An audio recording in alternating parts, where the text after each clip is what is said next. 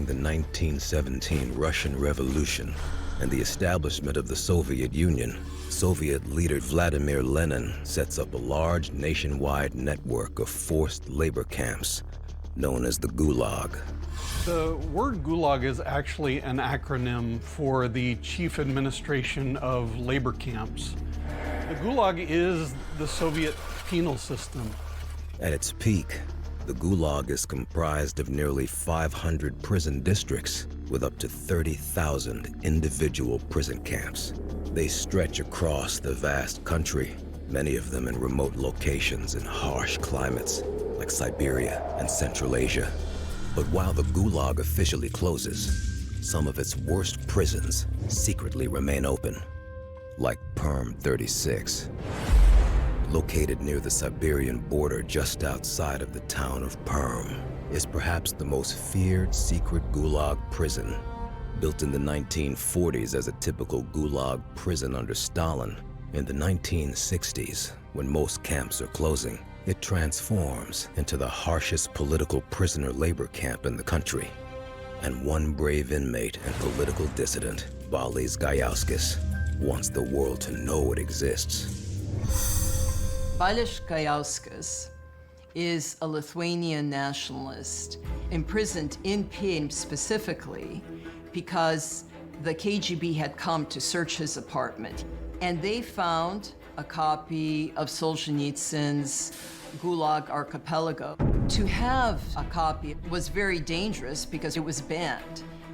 The Gulag Archipelago, by renowned Soviet author Alexander Solzhenitsyn, is a historical novel which exposes the horrors of the Gulag and their enormous expansion under Stalin. Baliz is sentenced to 10 years of hard labor and 5 years in exile for possessing the book. When he gets to Perm 36, he's already survived 25 years in other Soviet Gulag camps. Baliz Gajauskas is more determined than ever to tell the world that the brutal Soviet Gulag is alive. It takes time, but he devises a plan at great risk to himself and his wife to smuggle out his story and the writings of a fellow inmate from Perm 36, the most secure prison in the Soviet Union. When his wife would come on her yearly visit, she would bring a very thin, transparent piece of paper from the pharmacy. And with this paper, Baliz Gajauskas would write in infinitesimal script. Baliz describes the work conditions in the camp and hides the paper in the walls of his cell during the day.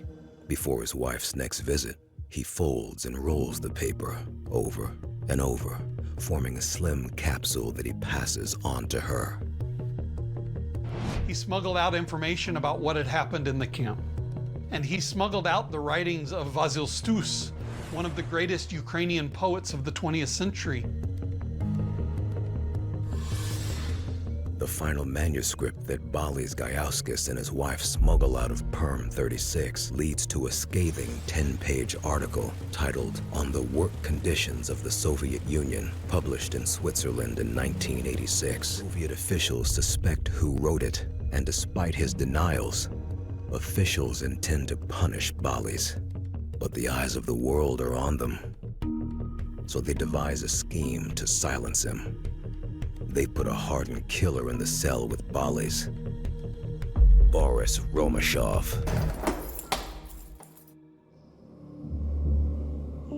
This convicted murderer is placed in the cell in order to intimidate, beat, if not murder, this Lithuanian nationalist.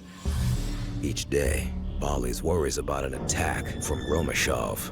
In the morning hours, they would go to the same workroom, and all of a sudden, Boris took a screwdriver and proceeded to stab Baliz 12 times, narrowly missing his heart.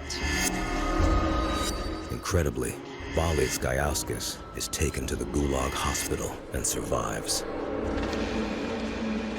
He's transferred to other remote Soviet prisons to complete his sentence.